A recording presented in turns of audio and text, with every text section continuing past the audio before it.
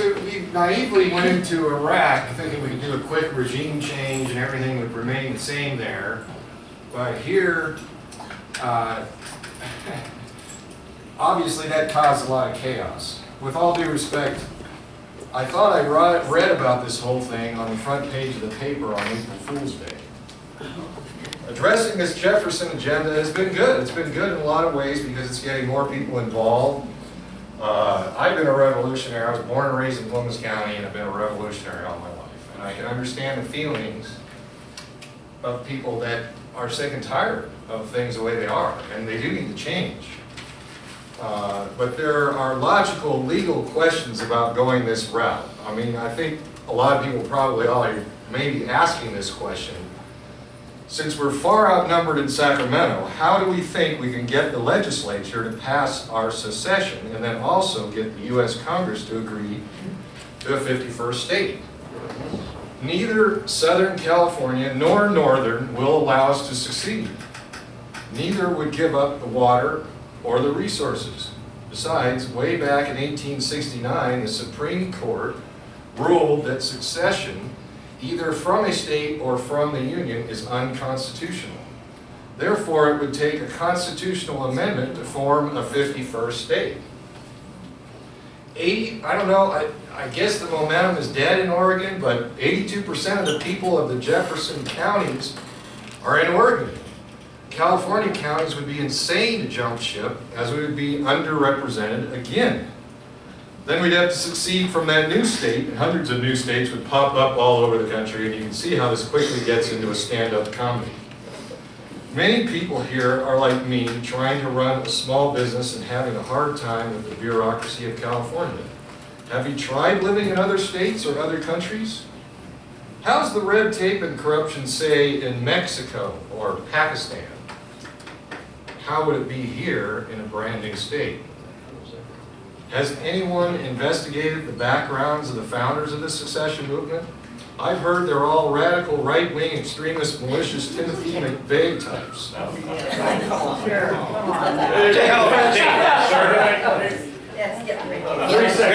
30 seconds. Thomas Jefferson and the Anti-Federalists wanted smaller government because they thought people in the society they were forming would remain just and honest, and that government would corrupt them. Unfortunately, it is corporations and people who have corrupted our government.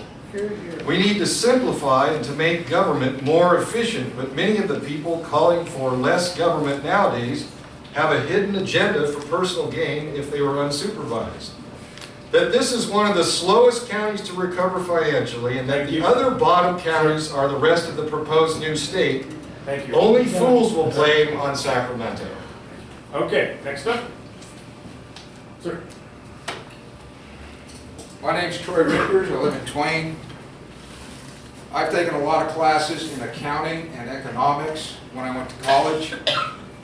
That's flawed. Let me show you why.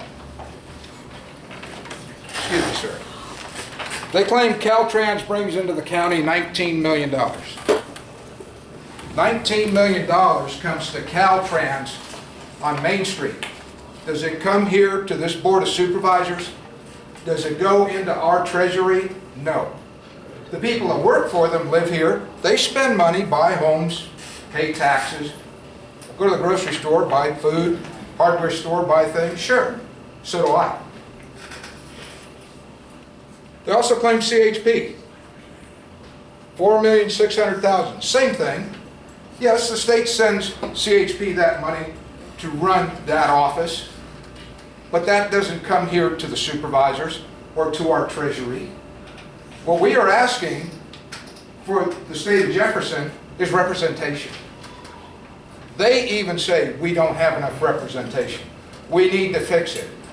But I don't hear a plan. I hear a plan from the state of Jefferson people. Thank you. Thank you.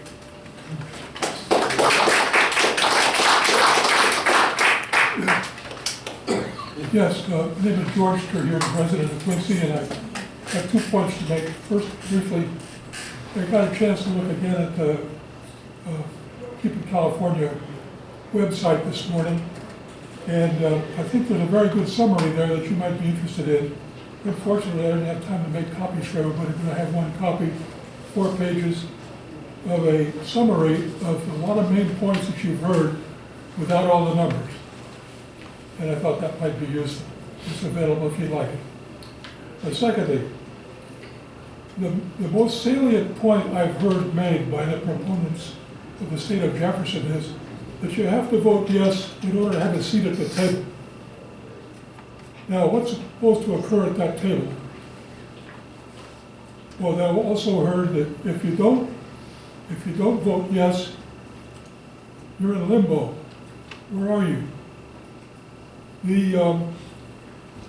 This idea of the seat at the table, if you don't, or not having a seat at the table, if you don't vote yes,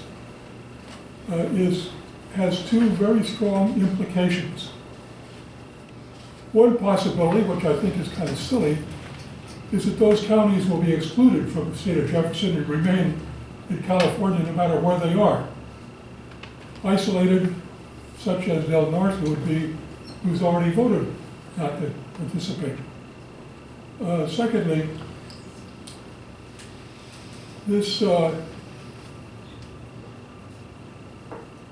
if you vote no, the implication is that it'll all be done regardless of what you think, around you, neglecting you.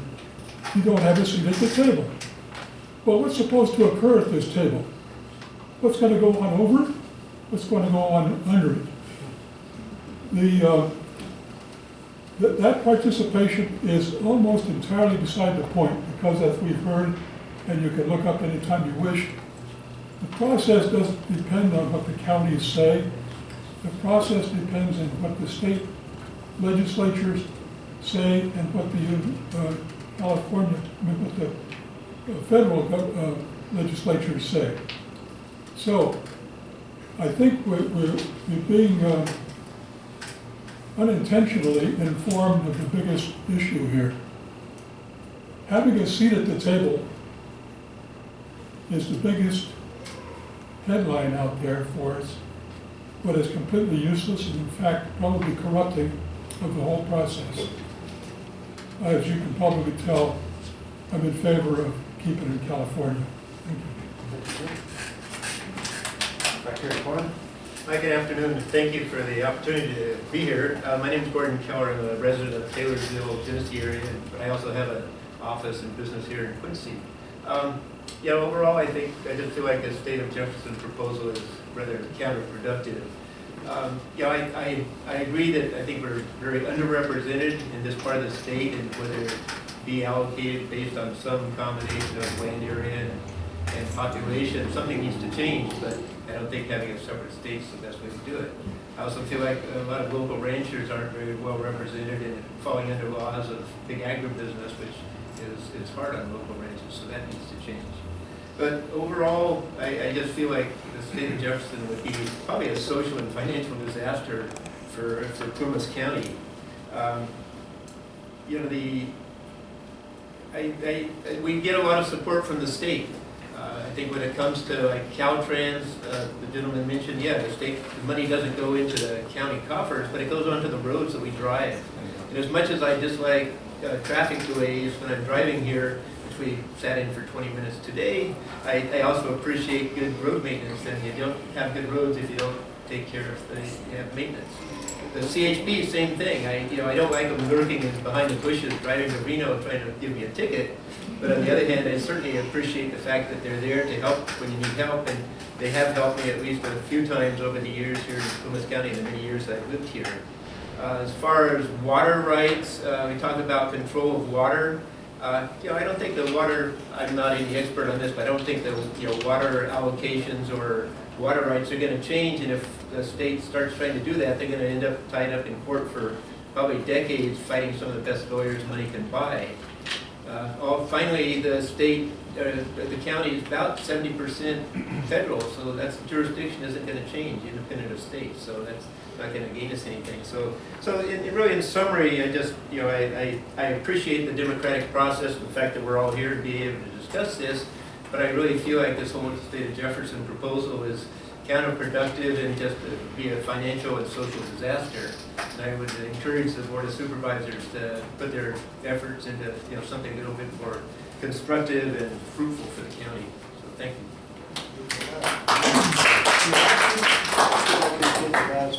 Good afternoon, my name is Julie Osborne, and I am a resident of Sierra County, as is Ms. Cindy Elsmore. Instead of chastising you, the board, I would like to commend you for doing your duty. If some of you have not read the United States Constitution, the United States Constitution in Article 4, Section 3 states, quote, "New states may be admitted by the Congress into this union," and I'm going to paraphrase here, "but may not without the consent of the legislatures of the states concerned as well as the Congress." So you are not going against your oath. If those of you would like to read the Constitution, I have it right here. A couple of issues I would like to talk about are, I wonder if you find the irony of your next number 9 on your board agenda.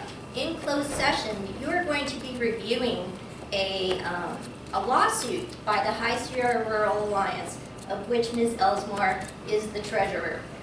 That is also a nonprofit in California, and that is one of the things that she has stated, is that nonprofits benefit greatly from the state of California because it allows them to fund things like suing Sierra County, suing Plumas County. So I do ask you to take a look at the state of Jefferson with open eyes. Thank you.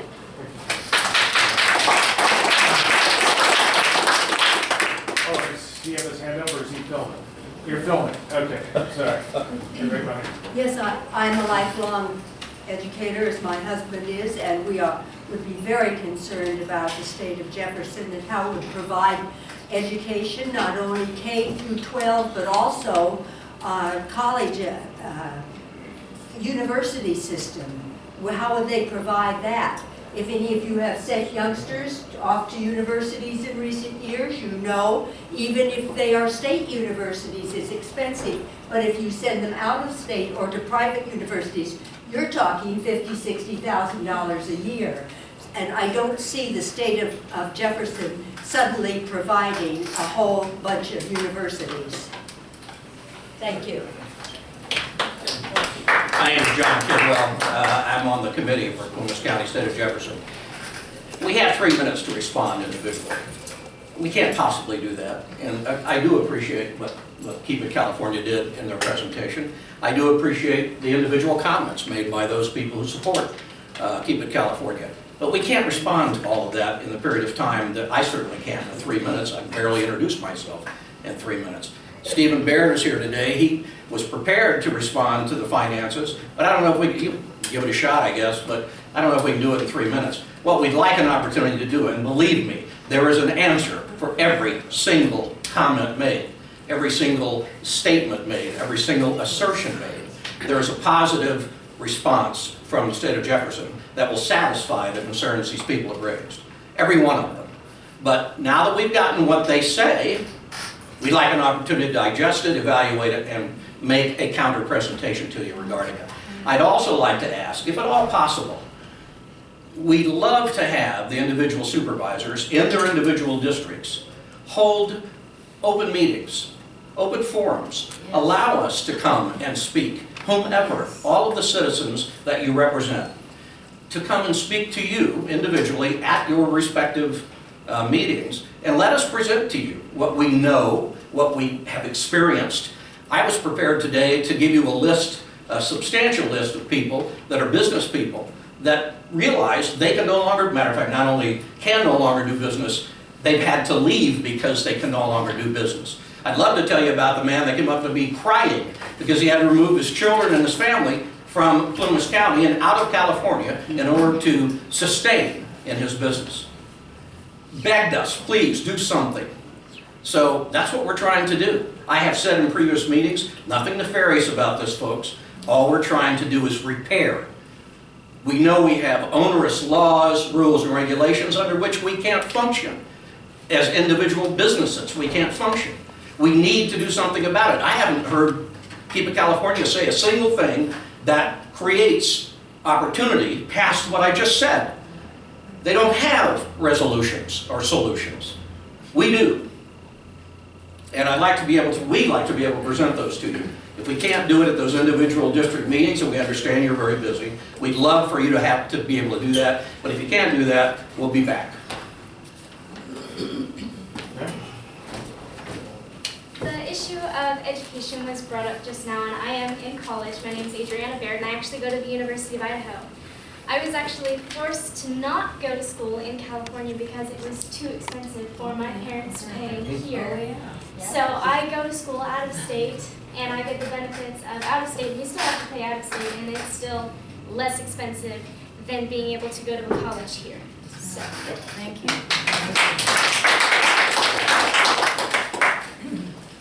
My name is Faye Allman. I live in Chester. From the beginning, we have one representation. We have no representation. In the lower part of the state, from Sacramento down, they have 117 representatives. North of Sacramento, we have 6. Are we represented? In no way are we represented. I stand at the post office so many times gathering signatures, and it goes nowhere. They're lost. Funny, they're just lost. Or, no, those weren't good signatures. We can't read them. And we know that wasn't true. And that's happened time after time, and I really am tired of that. We have resources here. We have timber, which we cannot cut.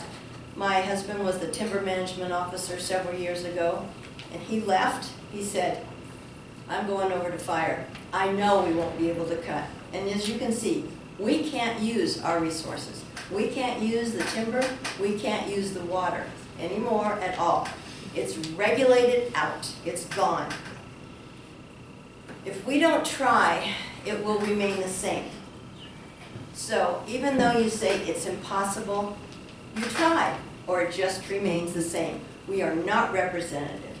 The declaration is not a signed contract that says it has to be. It just says, we want to see what this is, we want to take part. I so agree. We should have our own district meetings in your own district so you can see. You know, Sherry Thrall said in the paper last week, quote, almost 100% of my constituents don't want the state of Jefferson. Well, in the last 3 days, I have 50 here. I have had two meetings. One was 100 people who were very, very much for the state of Jefferson. I had 50 more where Sherry Thrall was. And she says we're almost 100% no. That is not true. That is not true. That's a blatant lie. So if you want to see the signatures that I gathered in the last 3 days, which was simple, I didn't do much of anything, there are many, many more. So we have 6 representatives here. There's 114 in the rest of the states. We have no representation, period.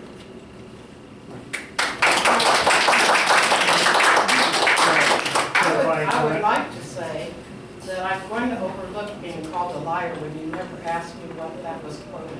And Faye, you know, of all people, that stuff that shows up in the paper is not necessarily how it came down.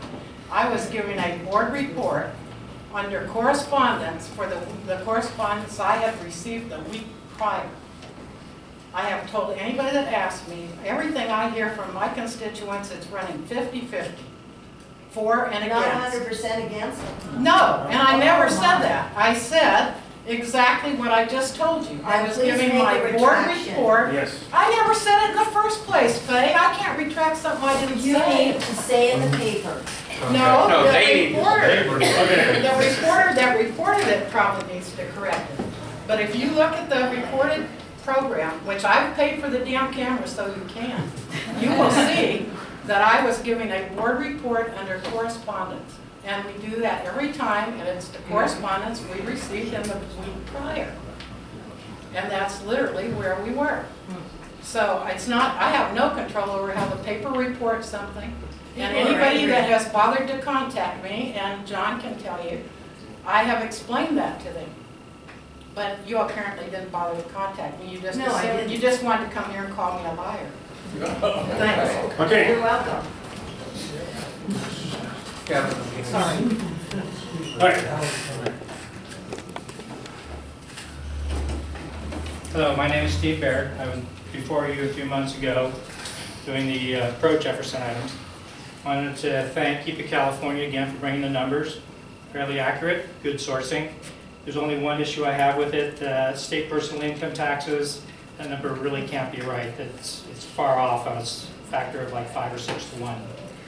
Based on the 5 sources of income that we discussed in our previous meeting, property, state income, federal income, sales and gas taxes, Plumas County pays approximately $215 million in all those sources. Our model projects that Plumas County would directly control over $171 million of that money. The Jefferson model can be found at SOJ51.net on the Finances tab.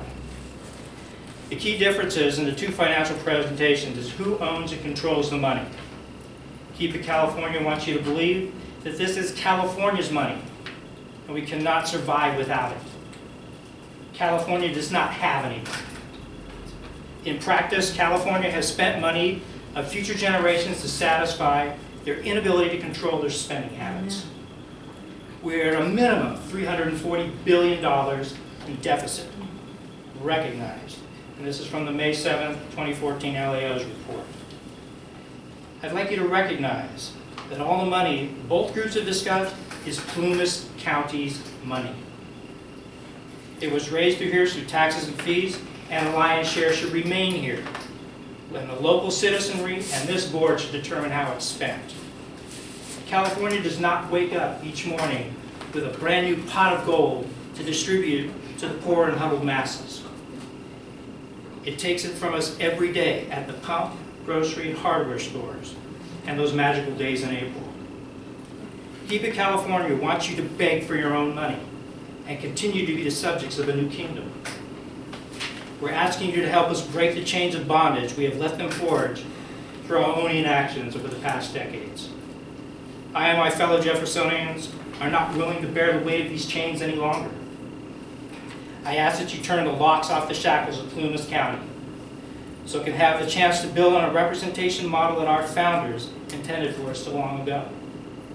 A state that is a true republic, which is guaranteed under Article 4, Section 4 of the Constitution, and will serve the populations large and small without prejudice. Neither will control the other. Our options are limited at this point. The time has come for 51.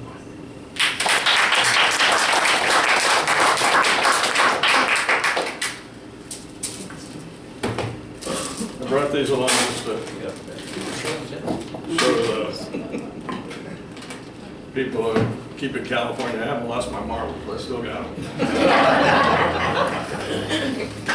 Well, my wife might disagree some with her. You know, it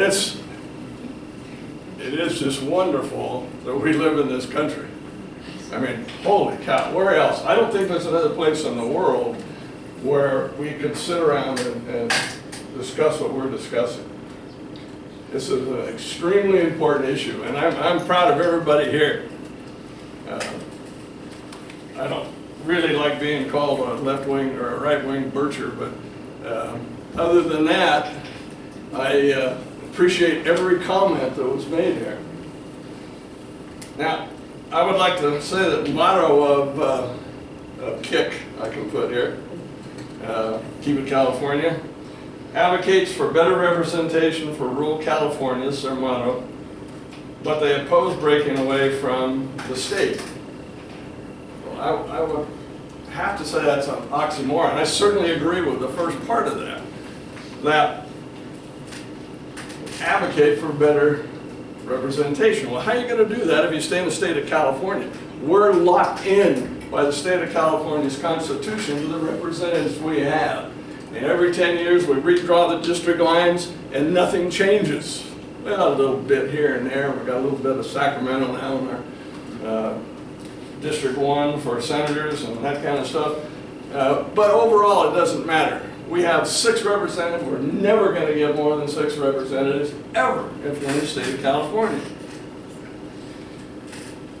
Now, I did print off part of their page, their website, and it's very well done. I disagree with a lot of the way it's put together. For example, it said the proponents now want to create a system of representation that has not been legal since 1964. That's not true. In 1964, when Reynolds versus Sims, that created a lot of problems. 38 states had to change the way they were doing business. And a lot of things have changed since then. Clear back in '64, when a lot of people were not supporting that decision, they predicted that in California, that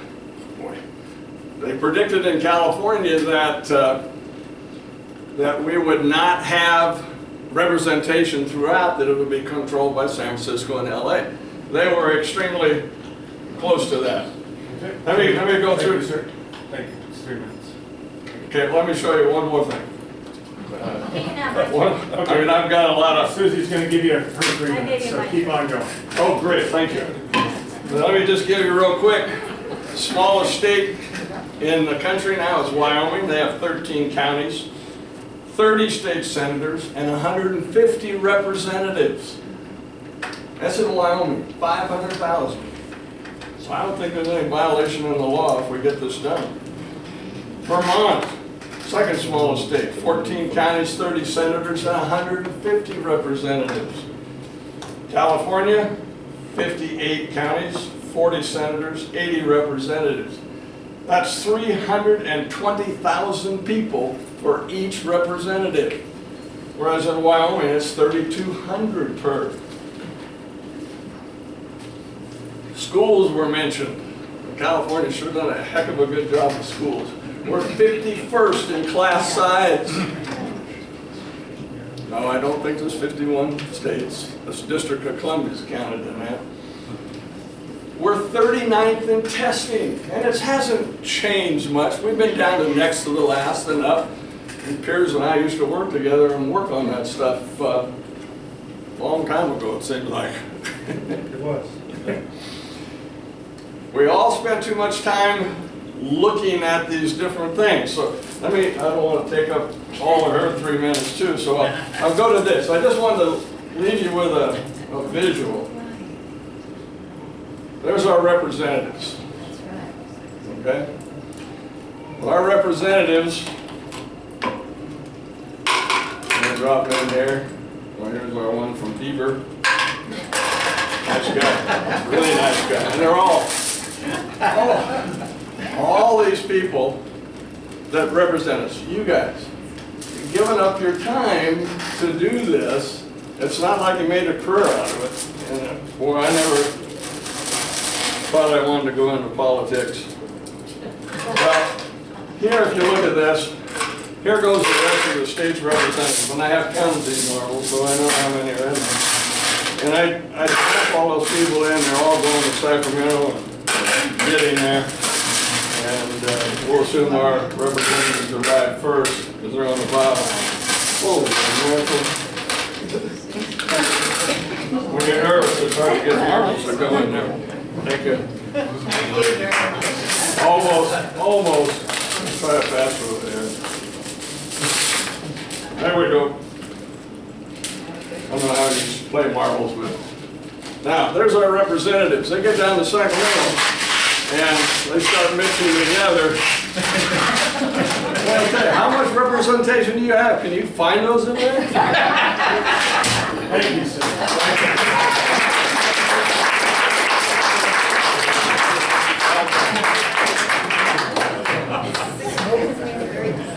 Go ahead, sir. Boy, I think those 3 minutes and those 3 minutes, good job, and I'm sorry I'm up next. You can have my I'm Miller 3. from Sierra County, and the state of Jefferson is the solution. As the lady said here, things will stay the same. No, they're not staying the same. Every day they're getting worse. Lee Adams, chairman of the RCRC in Sierra County, says AB 97 cutting the Medi-Cal cost poses a real threat to California's rural residents. And kind of on the tails of that, Sierra County is closing its jail. It's going to be a holding facility, but it's going to be a county with no jail. And this is under this California money that we are getting so much of, okay? Then California's got money to pay $100,000 for a convicted killer sex change, and then they say the prisons are out of money. I don't know how that money is being spent. SB 16 says the taxpayer gets slammed 3 ways. 10 cents more a gallon. Vehicle license fees are going to get raised 50%. And the registration is going to get raised 80%. Now yesterday on the news there's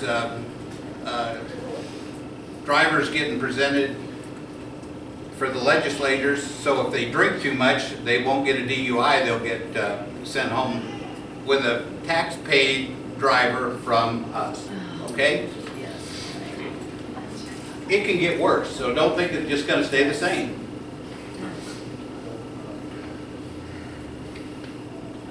This is just the tip of the iceberg. Every day you can find more that California is doing to rural California. The problem is California's dictatorship.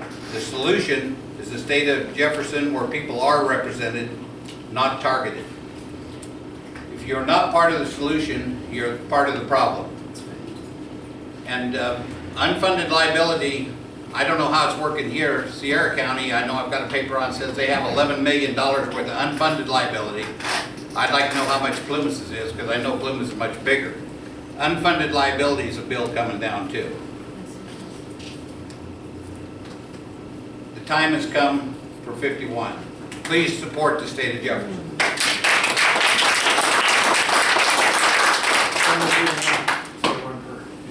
Here in front. My lower half would go. My name is Pierce Straley. I'm a retired teacher, having lived here in Plumas County for 25 years. Moved here to raise our children, and glad we did that. It's a wonderful place for them to grow up. The local supporters of Keep It California have made it abundantly clear how much we 18,000 plus Plumasites rely on the other 39 million Californians to subsidize our basic needs for infrastructure, education, public health, and safety. It would be foolish to assume that being part of a state with less than 1 million people would generate a tax base to maintain services at even the present level, which is often inadequate. We would go from being 1/20th of 1% of our state's population to 2 to 3%. A huge change, but still leaving us in Plumas County with negligible influence. We would have no established higher education system, property values would waver or plummet. Professionals would seek more stable working environments. California state employees, faced with lower wages or loss of jobs, would leave as fast as they could. Merchants, schools, hospitals, everything else would be negatively impacted. Be thankful we are part of the wealthiest, most progressive state in the union. If the economics does not convince you, please sir, the rudeness is not acceptable. Go ahead. If the economics does not convince you and you would be content to live in one of the poorest states in America in exchange for some nebulous rebirth of personal freedom, then consider the near impossibility of the secession process ever succeeding. First, the California legislature would have to approve it, and although unloading a portion of the state that takes more from than it gives to the state treasury may seem appealing, the North State does have one thing that California can't live without: water. Its use is tied up in a maze of laws, agreements, and restrictions that have been disputed and adjudicated for generations. What possible interest could California have in redrawing political boundaries so its lifeblood no longer originates within its own borders? The money and time required for a new state of Jefferson to try to negotiate control of its most significant natural resource is staggering. If somehow California consented, then Congress would have to approve as well. Why would the congressional delegation from any of the existing 50 states support a proposal that adds more members to the Senate, thus reducing other states' power? And if a 51st state can come into existence, how long would it be before there's a 52nd? And so on. A proliferation of bureaucracies on a national scale. What would be the criteria for the new order? Geography? Political preference? Ethnicity? Religion? How would you draw the line on what can constitute a state? Approval will never happen, leaving just one option short of active revolt.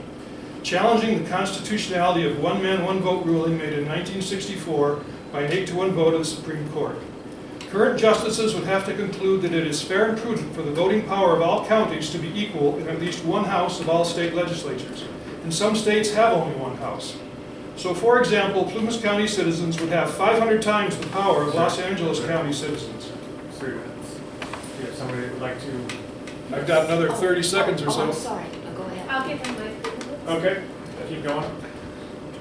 We would have 500 times the power of Los Angeles County citizens. And looking out across the country, because these laws would apply in all states, the 86 citizens of Loving County, Texas, would have more than 51,630 times the power of Houston residents. Is that likely to happen? Should it? So please, stop wasting time on this naive, misrepresented dream, which will never amount to more than a poor attempt to bring attention to a real problem. Let the state of Jefferson supporters expend their time and money to get the issue on ballot, while you get back to the business of upholding your oath of office and trying to make ends meet for Plumas County. Thank you for your efforts and for your consideration. If I have additional time, I've had some comments about Reynolds versus Sims. You got about a minute and a half. Okay, I'll get as far as I can. Just tell me when to shut up. Reynolds versus Sims was in 1964, as you know. Earl Warren, former Republican governor of California, was the Chief Justice. In an 8-to-1 vote, they decided on the one man, one vote, tying it into the 14th Amendment. It came about because, especially in the rural South, where they had this equal representation by county, counties were growing so fast that they were then underrepresented. Specifically, the city of Birmingham in Alabama was one that was often cited by the justices. It said it was unfair for these huge numbers of people to have no more representation than smaller. So it seems like the scales have gone the other way.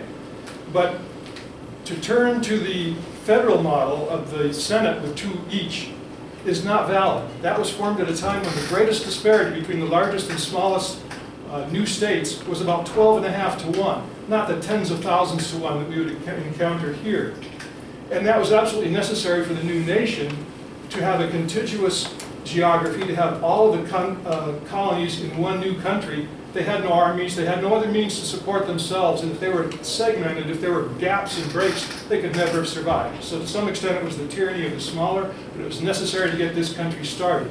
And again, the discrepancy of largest to smallest was 12.5 to 1, not thousands. Thank you. So also, if you guys have heard your comments and your things that have already been said by somebody else, try and keep them streamlined to where if you've got something new to bring to us or that you haven't heard here before, please do. But if it's a repetitive thing, we've heard everybody, we've heard everything. Gentleman in the back. Sure.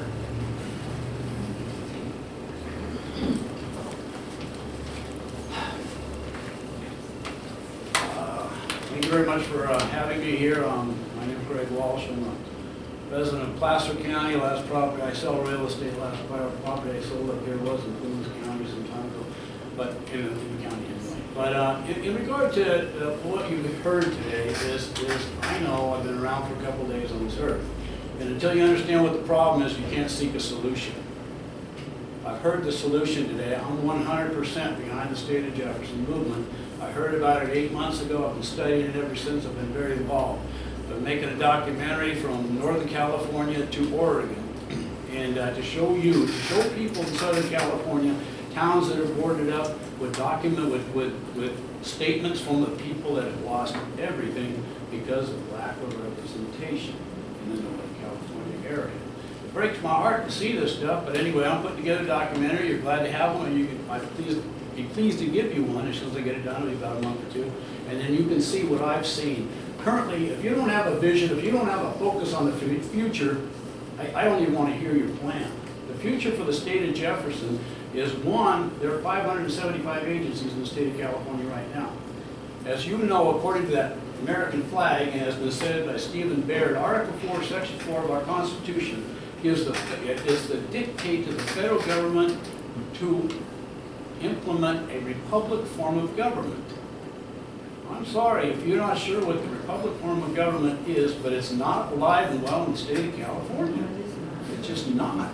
The republic form of government is where we, the people, regulate, we govern ourselves.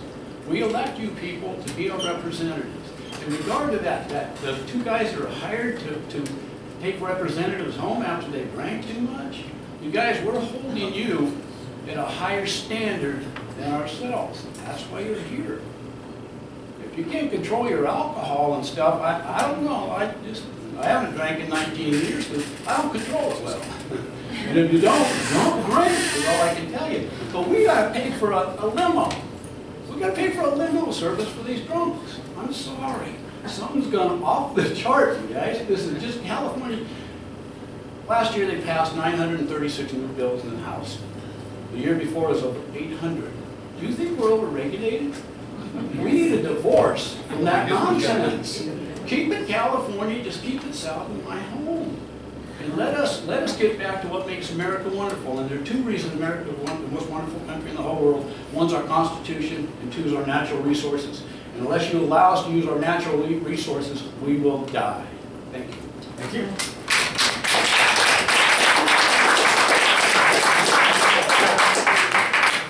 You asked for something that hasn't really been addressed before, and here's something that hasn't really been addressed before.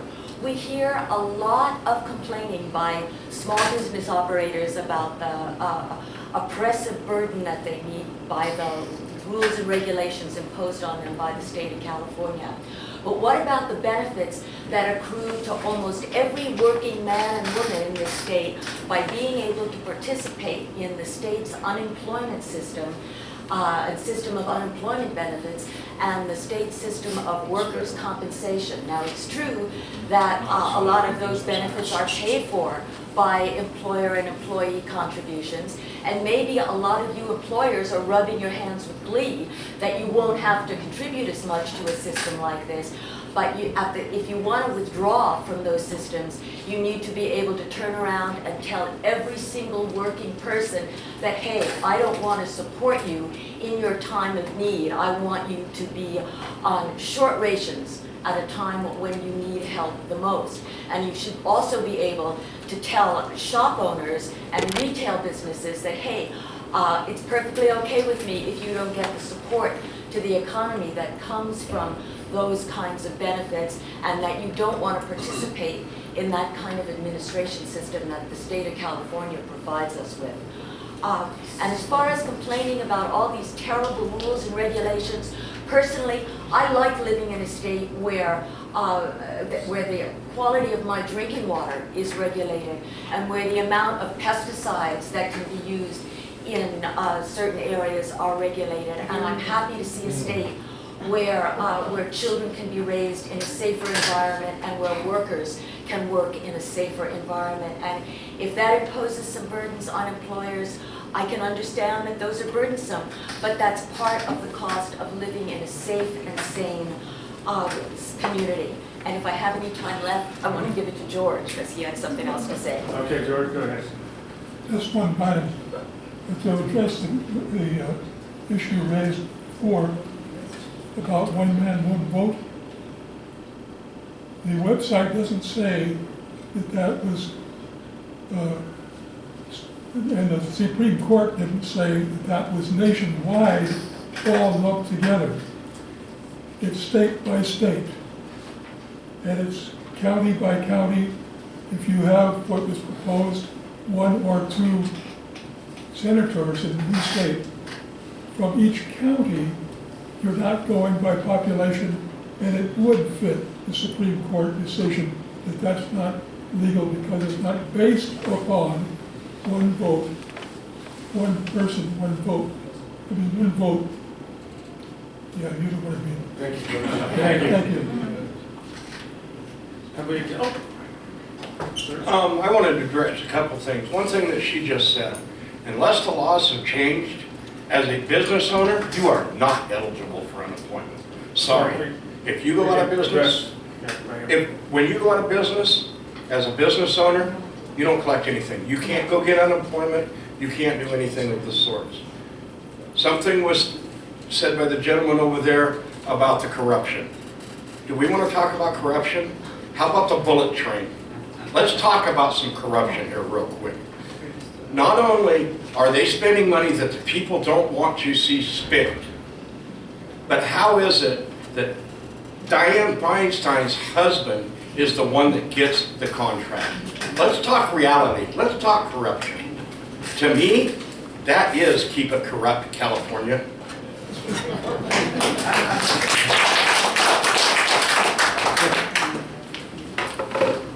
Good afternoon. I enjoyed your earlier meeting, but this was the one I was supposed to be at. My name is Jeff Bryan, and I am an actual resident of Quincy, and this is my elected representative. I would like to say that the state of Jefferson people seem to be asking for more time, and it seems to me that my representative has been asking for more information from them each time they have come before this board. Finally, Keep It California has brought documented information on the financial aspects of it to this board. I think that it is time that this board take a look at the figures and make a decision. And the decision that I would like to see is the board needs to send the Jefferson people on their way. Go back to your own county, go back to putting it on a ballot measure. Take your money and submit a ballot measure to the state, okay? Don't occupy our supervisors with this issue beyond today. Please. For the next one. Many of us are. Okay, anybody else? Oh, sorry. May I have an opportunity? You were in a presentation, correct? Right. Yes. Will you allow Mr. Baird to speak to these kind of things too? Well, in a previous meeting. 3 minutes. No, when you're presenting. It's not going to take 3 minutes. It was just with regard to. You can have my 3 minutes. Okay, there you go. Thank you. Go. We had one of the speakers come up and talk about the numbers for Caltrans and CHP. If I'm not mistaken, one of the things that the state of Jefferson is proposing is that each county is basically responsible for their own expenses. So if it costs $4,700,000 or $600,000 for the CHP, and that's what we need to maintain the status quo, and your county is responsible for that, then that's what you have to come up with. The same thing for Caltrans. If it costs $19,128,000 because we live in an area where there's snow and there's rock falls and everything else, then we as a county are responsible for those costs. Either that, or you reduce your Caltrans and you reduce your CHP. So the choice is, you've got, okay, well, let's do without. We don't have the money to support these agencies. And the state of Jefferson is not going to give it to us. One of their precepts is that they want to reduce the amount of monies that you're taxed by. So how do you have agencies that are viable if you don't have the money to support them? All righty, couple more comments? Ma'am? My name is Ruth Jackson. I've lived in Quincy for more than 40 years. I'm just reminded of when my daughter was young and she would ask for something and I would say, no, that's not going to work, or no, I'm not going to permit it, or whatever it might have been. And she would come back and say, but Mom, please, I'd really like, whatever. And I would say, no, we talked about it, and the answer is no. And she was very persistent, which may be why she became an attorney. But I would say no, and she would seem to have an argument to come back. And I am reminded of that in listening to these discussions, because this is not the only one I've been to. It's like the same topic keeps coming up, and the same folks keep coming back because they want you to say yes. But I think at some point, you need to say, we've discussed it, we have heard much information, much material has been submitted. It's time to call it quits. All righty, we're going to move on into our closed session and take care of some business. Thank you. We're going to take a 3-minute break. Now, I could, where